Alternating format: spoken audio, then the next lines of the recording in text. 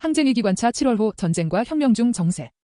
내란 특검 김건희 특검 내란 완전 종식. 내란 수괴 혐의 윤석열이 7월 10일 재구속 수감 뒤에도 특검 조사를 거부하고 있다. 7월 14일에서 15일 내란 특검팀이 윤석열 강제 구인을 시도했으나 무산됐다. 윤석열은 별도 사유 없이 조사에 불응했다.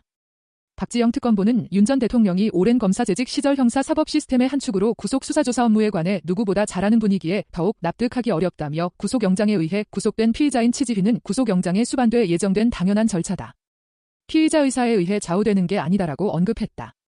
구치소 출장 조사를 고려하느냐는 기자 질문에는 김건희 여사를 검찰이 방문조사했을 때 사회적 비난 여론이 엄청났다며 구속 피의자에 대한 방문조사는 그와 다르지 않다고 답했다.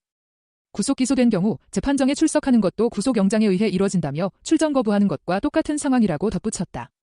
외환 수사도 착수했다. 7월 14일 내란 특검팀은 드론사 국방부 방첩사 정보사 등 군사 관련 장소 24곳에 대한 압수수색에 나섰다. 특검은 윤석열이 비상계엄 선포 명분을 위해 조선도발 유도를 목적으로 작년 10월께 드론사의 평양 무인기 투입을 직접 지시했는지, 군이 이를 은폐하기 위해 조직적으로 개입했는지를 조사하고 있다. 2024년 10월에서 11월 윤석열이 국방부 합참은 모르게 직접 드론사의 평양 무인기 투입 준비를 지시했다는 취지의 현역 장교 녹취록은 확보한 상태다. 이날 압수수색 영장에는 일반 이적죄 혐의가 적시됐다. 기존에는 외환 유치죄적 용가능성도 거론됐으나 해당 범죄가 성립하려면 외국과 공모해 국내 전쟁 상황을 유발해야 하는데 조선과의 공모 여부는 입증이 사실상 불가능하다. 일반 이적죄는 대한민국의 군사상 이익을 해하거나 적국의 군사상 이익을 공여한 자에게 적용된다.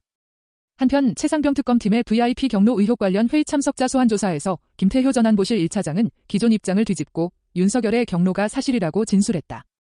김건희 특검팀이 7월 15일 건진법사 전성배와 김건희를 둘러싼 금품 제공, 청탁 혐의 관련 전방위 압수수색에 나섰으나 김건희를 피의자로 적시하지 않았다. 앞서 서울남부지검이 전성배 법당을 압수수색할 당시 지하 1층 지상 2층 비밀 공간을 압수수색 대상지에서 누락했다는 사실을 파악해 재차 영장을 청구해 발부받았다. 지난해 12월 전성배 구속영장 기각 이후 법당 내 물건 대부분이 다른 공간으로 옮겨진 것으로 알려졌다. 집사 게이트 의혹과 관련해서는 김범수 카카오 창업자 등 대기업 총수사인에게 출석을 통보했다. 김건희 일가 집사 김혜성에게 체포영장을 청구했다. 특검은 대기업 등이 각종 형사사건 오너리스크를 무마하기 위해 김씨 관련 기업에 투자했는지를 의심하고 있다. 여기에 코바나 콘텐츠 뇌물 사건 수사도 병행한다. 삼부토건 주가 조작 사건과 관련해서는 전 현직 경영진들을 잇따라 소환 조사했으나 김건희와 연관 가능성이 제기돼온 이종호 전 블랙펄인베스트먼트 대표에 대해서는 소환 예정이라고만 밝혔다. 7월 15일 정청래 민주당 의원은 국회가 정당 예산 심판 청구권을 행사할 수 있는 법률 개정안을 대표 발의했다. 정청래는 내란 세력 척결은 헌법 수호 의지를 분명히 하는 메시지라며 민주주의를 훼손한 정치 세력에 합당한 정치적 평결이 필요하다고 강조, 국민의 힘의 산을 겨냥했다. 7월 3일 이재명 대통령은 대통령 취임 30일을 맞아 기자회견을 했다. 모두 발언에서 이미 출범한 3대 특검이 국민의 명령에 따라 내란을 완전히 종식하고 헌법 질서와 민주주의를 재건하는 데 핵심 역할을 해줄 것으로 기대한다며 권력기관들에 대한 개혁도 속도감 있게 확실히 추진하겠다고 말했다. 또 검찰개혁 관련 추석 전까지 제도 얼개를 만드는 것은 가능할 것이라고 밝혔다. 남북관계에 대해서는 대북방송 중단 조치 관련 기대 이상으로 빨리 호응에 놀랐다며 대화를 전면 단절하는 것은 정말 바보짓 국가안보실과 국정원 등에 얘기해놨고 나중에 결과로 말씀드리겠다고 설명했다.